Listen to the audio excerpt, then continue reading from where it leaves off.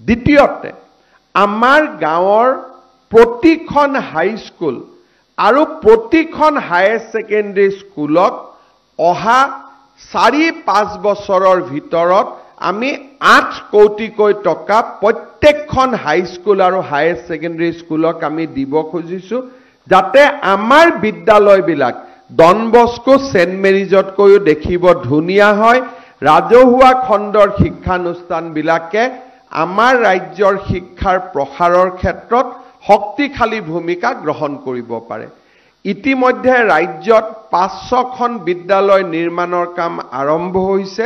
আৰু ইয়াক আমি দ্ৰুত গতিত আগুৱাই লৈ যাব খুজিছো 4000 বিদ্যালয় আৰু 8 কোটি টকা দি অৰ্থাৎ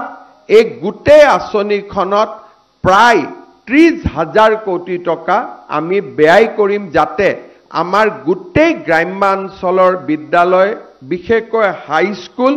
আৰু উচ্চতৰ মাধ্যমিক বিদ্যালয়বিলাকত এক চকুত লগা পৰিৱৰ্তন সম্ভৱ হয় আমাৰ অংগনবাদী কেন্দ্ৰসমূহ কংগ্ৰেছৰ দিনত পাৰৰ বাহৰ লগত তুলনা কৰিব পৰা আছিল যে পাৰ এটাও সোমাব তাত কষ্ট পাইছিলে আমাৰ লৰা ছোৱালী যোৱা দূৰৰ কথা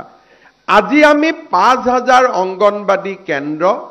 প্ৰত্যেকটো কেন্দ্ৰকে 25 লাখ টকা দি আমি সজাই পৰাই তুলিছো আজি দৃষ্টিনন্দন হৈছে আমি আশা কৰো যে অনাগত দিনত আমাৰ ৰাজ্যৰ আটাইবোৰ অংগনবাদী 50,000 অংগনবাদী কেন্দ্ৰক আমি এই ধৰণে নতুন ৰূপত সজাই তুলিব পাৰিম প্ৰধানমন্ত্ৰী মোদী ডাঙৰীয়াই বিজুলীৰ যোগান ধৰিছে কিন্তু এই বিজুলী আমি সৰ্বস্তৰৰ ৰাইজৰ বাবে কেনেকৈ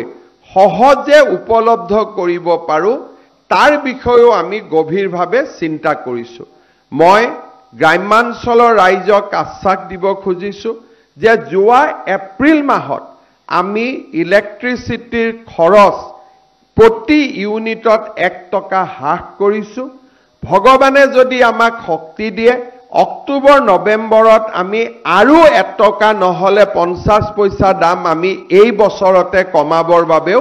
আমি সিদ্ধান্ত লৈছো